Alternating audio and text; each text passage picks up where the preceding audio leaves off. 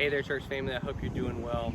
As you heard me mention yesterday during our sermon time and then today through the email that went out, we're going to be coming to you, myself, Walter, and Michael, each and every day during Holy Week. And we're going to be coming to you describing events of the day and what took place. As you can see, I'm here on our church property at the 3 crosses that we put out here every year at Easter time to remember what Christ did for us at Calvary. And as you can see and hear probably, there's cars going by and all that, so just bear with me on the volume, but I think you can hear me okay enough. Here today we are on Monday. And if we continue reading through the account that we saw yesterday, some would believe, even in Matthew's account or in John's, or that Jesus would go into the temple immediately after coming into Jerusalem. But we know from Mark's account that as Jesus goes into Jerusalem on Palm Sunday, he doesn't go into the temple until the next day. Now, what is the significance of the temple? We know from Matthew, Mark, and Luke's accounts in the Gospels that Jesus comes into the temple to cleanse the temple in each of those accounts. We also know from Matthew and Mark's account that Jesus curses the fig tree on Monday as well. What are the significance of these events? Well, we know from God's word that Jesus, on Monday, his authority is on display. It is Jesus coming in to show that he has the power over creation, and he has the power and the authority over creation to judge that creation. And so here we see in God's word in Matthew 21, Mark 11, and Luke 19, these different events that play out for us for Monday of Holy Week. We see first off in the account of Matthew, Mark, and Luke, how Jesus goes into the temple. And when he goes in to cleanse the temple, as scripture tells us. Why did he do this? You see, the temple was reserved to be a house of prayer. It was a place for people to come in to pray to God. That was the purpose for it. And as Jesus enters into the temple, he sees what is going on. He sees that people are buying and selling. They're doing all these things that are not designed for the temple. The temple has become a marketplace. And this is obviously not something that brings God glory. And so Jesus goes in there, and you have to imagine being God in the flesh, the Son of God that would eventually go to Calvary's cross later in the week. He is angry and he's frustrated about what the people have made God's temple to be.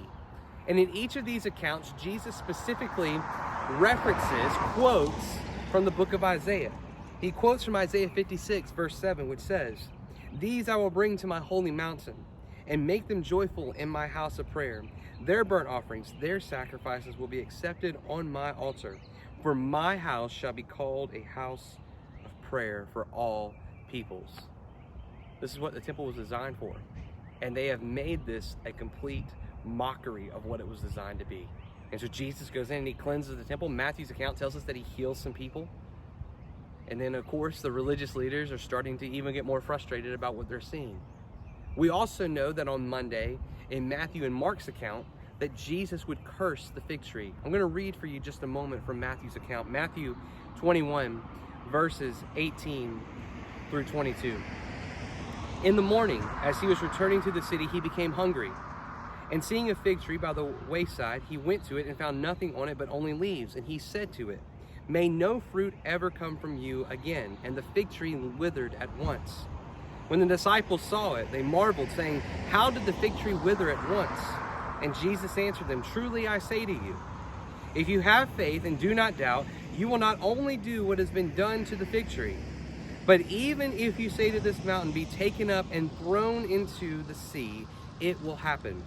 And whatever you ask in prayer, you will receive if you have faith.'"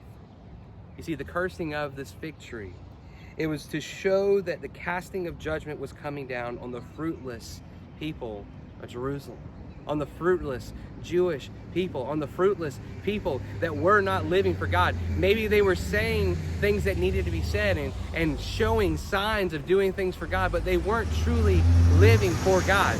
That is why Jesus curses the fig tree. And here's the beauty of it all. You might say, well, Bryan, Jesus goes in the temple and he seems very frustrated. He has an attitude of anger, and he does this to the fig tree. Jesus is seeing these moments where the creation that he created are not doing the things that they're called to do. These people were made in the image of God. People were designed to worship God, and because of sin, they're going in and they're destroying the temple. So Jesus goes in to cleanse it out. This fig tree, it's creation not producing what it was intended to do, so Jesus curses the fig tree, obviously for an even deeper meaning. He's trying to teach his followers. The main thing that you can take away from this, from Monday of Holy Week, is that Jesus has authority over his creation, and he also has the authority to judge it. Church, I pray that you'll tune in each day. We're going to come to you about the same time each day. Again, myself, Walter, and Michael, just giving you a little snapshot of each day during Holy Week. I pray that during this week you will take the time to stop and reflect on just how good our God is and what he has done. God bless you, church. I love you. Have a good day.